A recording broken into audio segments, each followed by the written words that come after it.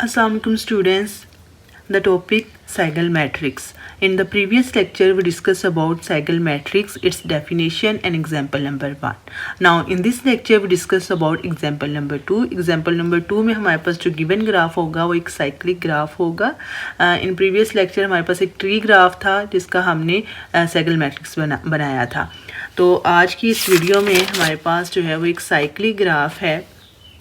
कि हमारे पास cycle graph किस तरह का होता है. ऐसा ग्राफ जिसमें एक से ज़्यादा साइकिल हो तो हम उस ग्राफ को साइक्लिक ग्राफ कहते हैं. तो नाउ हम देखेंगे how to make cycle matrix for cyclic graph. No students, देखिए कि गिवन ग्राफ में हमारे पास टोटल वर्टिसेस कितने हैं. टोटल वर्टिसेस हमारे पास 8 हैं. तो हमारे पास जो मैट्रिक्स बनेगा वो हमारे पास 8 बाई 8 का मैट्रिक्स बनेगा जिसे हम इस तरह राइट डाउन कर लेंगे. उसके बाद स्टूडेंट्स देखें कि बाय डेफिनेशन अगर आप लोग डेफिनेशन से फेमिलियर नहीं हैं तो आप लोगों ने मेरा प्रीवियस लेक्चर ज़रूर देखना है. देन आप इस सेकंड लेक्चर को अच्छे से समझ सकेंगे. तो यहाँ पे बाय डेफिनेशन हम ये देखेंगे कि हमारे पास 1 से 1 के लिए हमारे पास डायरेक्ट एज नहीं है. अगर हमारे पास डायरेक्ट एज नहीं है तो देन हमारे पास जो टर्म है 1 से 1 वो 0 आएगी. और वैसे भी हमारे पास जो जितनी भी डायगोनल टर्म्स है इस मैट्रिक्स में वो क्या होंगी, 0 होंगी, क्योंकि इट सेल्फ हमारे पास कोई भी एज नहीं है, इसलिए हम यहाँ पे 0 लिखेंगे. देन अगर हम 1 से 2 के लिए देखेंगे तो 1 से 2 के लिए देखने के लिए सबसे पहले आप लोगों ने ये नोट याद रखना है कि हमारे पास सेगल मैट्रिक्स में 1 जो है वो हमेशा 2 के करीब है और 2 जो है वो हमेशा 1 के करीब है. ये तो हम ज़रूर इसमें ऐड करेंगे कि 1 के करीब 2 है और 2 के करीब 1 है. उसके बाद वाली जो टर्म है जो कि बात याद रखने वाली है वो ये है कि बाय डेफिनेशन हम ये देखते हैं कि हमारे पास 2 वर्टिसेस हैं आई और जे. ठीक है, आई और जे 2 वर्टिसेस हैं. तो हम गिवन ग्राफ में ये देखते हैं कि number of vertices of I and number of vertices of J and then उनकी क्रॉस मल्टीप्लिकेशन करवाते हैं. तो यहाँ पे अगर हम 1 से 2 के लिए देख रहे हैं तो हम क्या देखेंगे कि हमारे पास 1 के करीब कितने वर्टिसेस हैं, 2 की निस्बत 1 के जो ज़्यादा करीब हैं वो कितने वर्टिसेस हैं. तो यहाँ पे अगर हम 1 के करीब देखें 2 की निस्बत 1 के जो ज़्यादा करीब वर्टिसेस हैं वो सिर्फ 2 है. उसके अलावा जितने भी वर्टिसेस हैं वो 2 के ज़्यादा करीब है 1 की निस्बत. वो 1 की निस्बत क्या है, 2 के ज़्यादा करीब है. तो इनको किस तरह राइट डाउन करेंगे. बाय डेफिनेशन हम लिखते हैं यहाँ पे कि अगर हम n 1 2 के लिए देख रहे हैं, यानी 1 and 2 के लिए अगर हम देख रहे हैं तो n1 लिखा है, इसमें सिर्फ जो 2 वर्टिस है वो हमारे पास है. और हमारे पास जो n2 है मतलब 2 में हमारे पास कितने वर्टिसेस है, 1 भी होगा.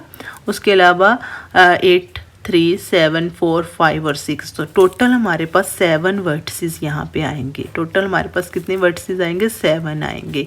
तो ये हमारे पास 1 है एंड देन 7 है. तो ये हमारे पास 7 वर्टिसेस आएंगे यहाँ पे. तो यहाँ पे हम लिख देंगे 7. ठीक है. उसके अलावा अगर आप देखें 1 से 3 तो गिवन ग्राफ में 1 से 3 डायरेक्ट एज नहीं है. 1 से 4 के लिए हमारे पास इट सेल्फ एज नहीं है. इसका मतलब है कि हमारे पास ये टर्म्स क्या हो जाएंगी, 0 हो जाएंगी. देन हम 2 से 1 के लिए देखेंगे. 1 से 2 के लिए 7 है तो 2 से 1 के लिए भी 7 आएगा. 2 से 2 के लिए हमारे पास 0 आएगा क्योंकि डायगोनल टर्म 0 होंगी और इट सेल्फ भी नहीं है. हमारे पास 1 से 2 जो है वो डायरेक्ट एज नहीं है तो हम यहाँ पे 0 लिखेंगे. इसके अलावा अगर हम 1 से 3 के लिए देख रहे हैं, 1 से 4 के लिए देख रहे हैं तो इनके दरमियान डायरेक्ट एज नहीं है. इस वजह से हम यहाँ पे 0 टर्म लिख रहे हैं. ठीक है. और डायगोनल्स जो हैं वो इन सेगल मैट्रिक्स ऑलवेज क्या होंगे, 0 होगा. नेक्स्ट जी हमने देखना है 2 से 3 के लिए. सबसे पहले 2 से 3 के लिए हमने देखना है 2 और 3 के दरमियान एक डायरेक्ट एज है. इसके लिए हम फाइंड कर सकते हैं. बाय डेफिनेशन ये हमारे पास आई है, ये हमारे पास जे है. तो देन हम ये देखना चाहते हैं कि हमारे पास नंबर ऑफ़ वर्टिसेस कितने हैं जो 2 के ज़्यादा करीब हैं 3 की निस्बत. तो 2 के करीब हमारे पास 1 है. ठीक है, 1 2 के ज़्यादा करीब है 3 की निस्बत. उसके अलावा 8 जो है वो 2 के ज़्यादा करीब है 3 की निस्बत. ठीक हो गया. और 2 के करीब 3 तो आएगा. तो यहाँ पे हमारे पास नंबर ऑफ़ वर्टिसेस हैं 3, जो कि 2 के ज़्यादा करीब है 3 की निस्बत। उसके अलावा अगर हम 3 के करीब देखते हैं तो हमारे पास 4 है, 5 है, 6 है। ये 2 की निस्बत 3 के ज़्यादा करीब हैं, ये 3 वर्टिसेस। उसके अलावा अगर 3 के करीब हम 7 को देखें तो हमारे पास 2 के करीब भी 7 आ रहा है, 3 के करीब भी 7 आ रहा है और सेम डिस्टेंस पर आ रहा है। 7 क्या है, दोनों साइड से सेम डिस्टेंस पर आ रहा है, तो हम 7 वर्टिस को नहीं लिखेंगे इसमें। अगर सेम डिस्टेंस पर वर्टिस आ रहा है तो वो क्या होगा, वो नहीं लिखा जाएगा। यहाँ पे हम देख लें कि अगर हम ये लिखते हैं n2 और 3 के लिए, n2 number of vertices and n3 के लिए, हमारे पास 3 वर्टिसेस आ रहे हैं 2 के लिए। और अगर हम 3 की बात करें तो 3 के करीब है 4, 5, 6 एंड 7, तो सेम डिस्टेंस पर ये नहीं लिखा जाएगा। उसके अलावा 2, तो ये 4 आएंगे। देन हम इनकी क्रॉस मल्टीप्लिकेशन करवाएंगे, 4, 3, 12। तो यहाँ पे हम मैट्रिक्स में 2 और 3 के लिए क्या लिखेंगे, 12। एंड 2 से 4 जो है वो डायरेक्ट एज नहीं है, 2 से 5, 2 से 6, 2 से 7। नेक्स्ट अगर हमने 2 से 8 के लिए देखना है तो 2 से 8 हमारे पास डायरेक्ट एज है, तो 2 से 8 के लिए हम फाइंड कर लेते हैं n2 एंड 8। 2, 8 के लिए हमारे पास n2 है एंड क्रॉस मल्टीप्लिकेशन n8 है। तो हम देखेंगे कि हमारे पास 2 के पास हमारे पास कौन सा वर्टेक्स है, 1 एंड 3 एंड 8 खुद। तो हमारे पास कितने वर्टिस हैं, हमारे पास यहाँ पे 2 के पास जो हैं वो 3 वर्टिसेस आ रहे हैं। उसके अलावा अगर हम 7 देखें तो 7 जो है वो 8 के ज़्यादा करीब है। 4 देखें तो 4 जो है वो सेम डिस्टेंस पर है 8 से, और 2 से सेम डिस्टेंस पर है, तो हम 4 को राइट नहीं करेंगे। नेक्स्ट अगर हम 5 को देखें तो यहाँ पे देखें 8 के पास 5 है या 2 के पास 5 है, तो ये दोनों सेम डिस्टेंस पर आ रहे हैं, यानी 8 से भी और 2 से भी 5 जो है वो सेम डिस्टेंस पर आ रहा है, इसलिए 5 भी राइट नहीं किया जाएगा। उसके बाद हम देखते हैं 6 हमारे पास 8 के ज़्यादा पास है या फिर 2 के, तो यहाँ से हम देखते हैं कि हमारे पास 6 जो है वो सेम डिस्टेंस पर है, इसलिए 6 भी राइट नहीं किया जाएगा। तो हमारे पास जो 8 है उसके पास 7 है, 7 के अलावा जो है वो 2 है।